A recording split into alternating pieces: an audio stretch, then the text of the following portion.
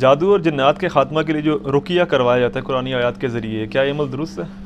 رقیہ کہتے ہیں قرآنی آیات کے ذریعے جادو کا، جنات کا، عصے وغیرہ کا علاج کروانا۔ اس کے لیے تو نبی علیہ السلام کے وظائف ہم نے یہ لکھ کے بھی لگائے ہوئے ہیں، 5 بڑے بڑے وظائف ہیں۔ آیت الکرسی صبح و شام 1 دفعہ، آخری 3 کل 3 دفعہ صبح و شام، اور بسم اللہ الذی لا یضر والی دعا، اور اعوذ بکلمات اللہ التامہ والی دعا، اور لا الہ الا اللہ وحدہ لا شریک لہ۔ اس کے علاوہ بھی یہ بخاری، مسلم، ابو داؤد، ترمذی، نسائی، ابن ماجہ میں یہ ساری روایتیں موجود ہیں۔ اس کے علاوہ بھی ہے سورۃ البقرہ کی آخری 2 آیات بخاری مسلم میں آتا ہے، مسلم شریف میں آتا ہے۔ سورہ بقرہ کی تلاوت جنات کو دور کرنے کا سبب ہے۔ اس پہ میرے آپ جادو جنات سے بچنے کا وظیفہ آپ یوٹیوب پہ لکھیں، لاکھوں لوگوں نے کلپ دیکھا ہے تعویذات کے اوپر۔ تو یہ رقیہ آپ جہاں پہ ونس آپ پتہ نا، ایک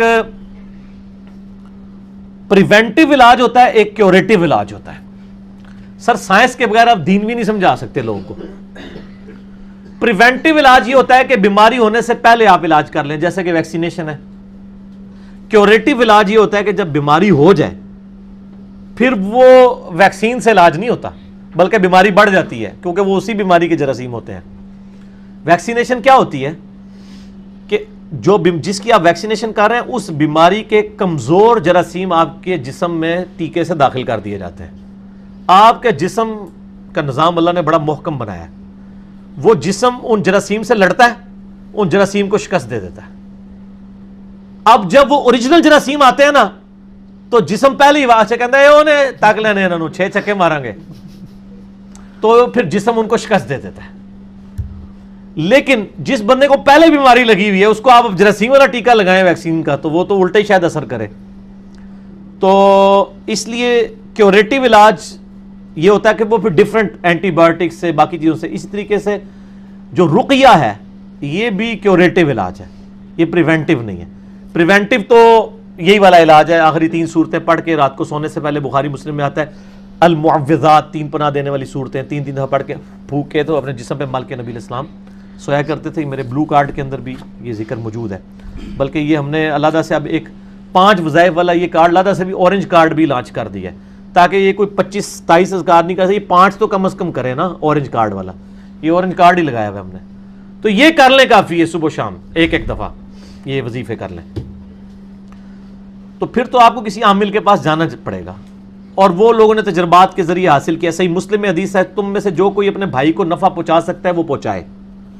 صحیح مسلم میں حدیث ہے، تم اپنے زمانے جاہلیت کے دم مجھ پر پیش کرو، اگر ان میں شرکی الفاظ نہیں تو اب بھی ان کو ویسے ہی کرتے رہو۔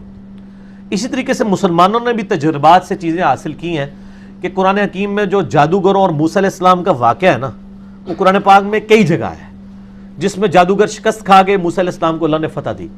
ان آیات کی اگر تلاوت کر کے رقیہ کیا جائے، آلریڈی جن لوگوں پہ جادو ہوا ہے، کہیں پہ خون کے چھینٹے گرتے ہیں اور کپڑے کٹ جاتے ہیں اور سارے معاملات ہوتے ہیں۔ ویسے پاکستان میں تو ہر گھر میں ہی جادو لوگ کلیم کر رہے ہوتے ہیں، وہ نہیں ہوتا، کوئی کیس ہوتا ہے، یہ تو وہمی قوم ہے نا، تو وہ پھر رقیہ کرتے ہیں۔ باقی یہ وہ کالی مرغی ذبح کر کے اس کا خون گرانا اور یہ تو ساری فضول چیزیں۔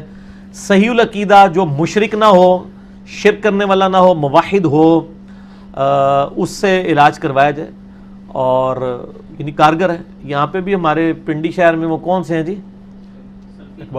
اقبال سلفی صاحب، یعنی وہ کافی پوری دنیا ان کے پاس آتی ہے، ان کے یوٹیوب پہ کلپ بھی رکھے ہوئے، آپ اقبال سلفی لکھیں تو وہ کافی رقیہ کرتے ہیں۔ یہاں بھی جیلم میں بھی ان کے اسٹوڈنٹس موجود ہیں، فی سبیل اللہ کرتے ہیں، آپ پیسے نہیں آپ سے لیتے، آپ خود اپنی مرضی سے دینا چاہیں تو نہ بھی نہیں کریں گے، وہ تو ہم ہی ہیں جو نہ کر دیتے ہیں۔ تو ظاہر ہے لوگ تو کرتے ہیں، پیسے دیتے ہیں، ماشاءاللہ کروڑ پتی ہو چکے ہیں وہ، لیکن ان کے اوپر کوئی فتویٰ نہیں، وہ پیسے لے بھی لینا تو صحیح بخاری میں حدیث موجود ہے کہ وہ سورۃ الفاتحہ دم کرنے کا معاوضہ لیا تھا۔ رقیہ کا معاوضہ جائز ہے، لیکن اگر کوئی فی سبیل اللہ کرتا ہے وہ بہت اچھا ہے، ٹھیک ہے، تو جواز ہے۔ تو میں یہ نہیں کہہ رہا کہ میں کسی کی روزی روٹی کیوں بند کروں جو حلال طریقے سے چل رہی ہے، تو وہ اگر کوئی چلانا چاہتا ہے چلائے، تو باقی وہ باقیوں سے بہتر ہے، مانگتے نہیں ہیں، مفت علاج کریں گے، آپ دے دیں گے تو لا تما لا جمع لا منع، لا تما کہتے ہیں لالچ نہیں ہے، لا جمع جمع نہیں کرتے، یہ تو خیر ان کو ہی پتا ہوگا، اور لا منع منع بھی نہیں کرتے، ٹھیک ہو گیا، ٹھیک، تو وہ کروائیں جی ایسے لوگوں سے جن کو مسئلہ ہے۔ باقی ان کے پاس نہ جائیں جو قبرستان لے جاتے ہیں اور وہ جی کالی بکری کالی مرغی لے آئیں اور یہ، اور پھر خاندان میں آپس میں پھوٹ ڈلواتے ہیں، نہیں فلانے نے کرائے ہیں تعویذ، فلانے نے کرائے ہوئے ہیں. اس طرح کسی کو کوئی نہیں پتہ چلتا، ٹھیک ہوگا نا. اس طرح کوئی نہیں جان سکتا کہ کس نے کیا کیا ہوا ہے، اندازے ہی ہوتے ہیں ان کے.